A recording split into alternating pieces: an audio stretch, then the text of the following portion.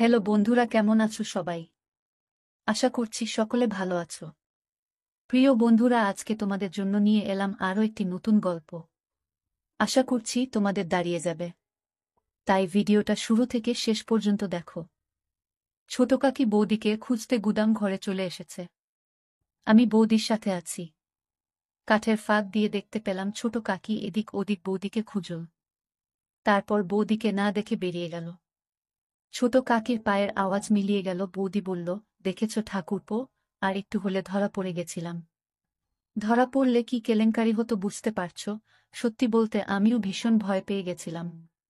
কিন্তু বৌদিকে অভয় দিয়ে বললাম, কি যে বল না বৌদি, যে জায়গায় আমরা দুজন আছি কাকিমা কেন, কাকিমার বাপ আসলেও আমাদের কখনো খুঁজে পেত না। এখন তুমি তাড়াতাড়ি বাড়ি ফিরে যাও, আমি কিছুক্ষণ পরে আসছি। বৌদি কাপড় আর চুল ঠিক করে গুদাম ঘর থেকে বেরিয়ে গেল। বৌদির চলে যাওয়ার পর গুদাম ঘরটা আরেকটু ভালো করে পর্যবেক্ষণ করলাম। রান্নার কাঠের পাশাপাশি অনেক পুরাতন জিনিস আছে এই গুদাম ঘরে। একটা ভাঙ্গা খাটও দেখতে পেলাম। গুদাম ঘরের এক কোণায় পড়ে আছে। খাটটা মাটিতে নামিয়ে কন্ডিশন দেখার চেষ্টা করলাম। খাটের কন্ডিশন ভালো না, তবে কাজ চালানোর মতো ঠিকঠাক আছে। আমি ঠিক করে ফেললাম এই গুদাম ঘরেই মাকে নিয়ে এসে মনের বাসনা মিটাব।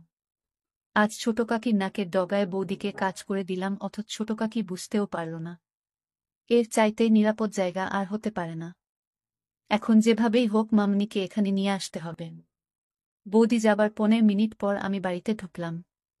এই সময়টা বাড়ির সামনের লনে হাঁটাহাঁটি করলাম। তাড়াহুড়োয় মনের খায়েশ মিটল না। সকালে স্নানের সময় মাকে দেখার পর থেকে একটা ঘোরের মধ্যে ছিলাম। মা ছেলের স্বাভাবিক সম্পর্ক বারবার ভুলে যাচ্ছিলাম।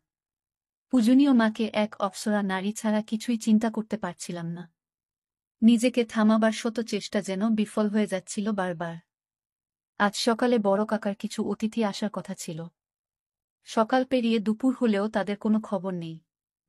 দুপুরের শেষ দিকে মা আর নোলক দিদিকে পুকুর ঘাটে গোসল করতে দেখলাম। মা যখন পুকুর ঘাট থেকে উঠে এলো তখন আমি চিলেকোঠায় বসা। তাদের সম্পূর্ণ স্নান দেখে মনের মধ্যে তীব্র বাসনা জাগতে থাকে। রাতে সবার সাথে খেতে বসলাম। আমাদের খাওয়া মাঝামাঝি হলে শুনতে পাই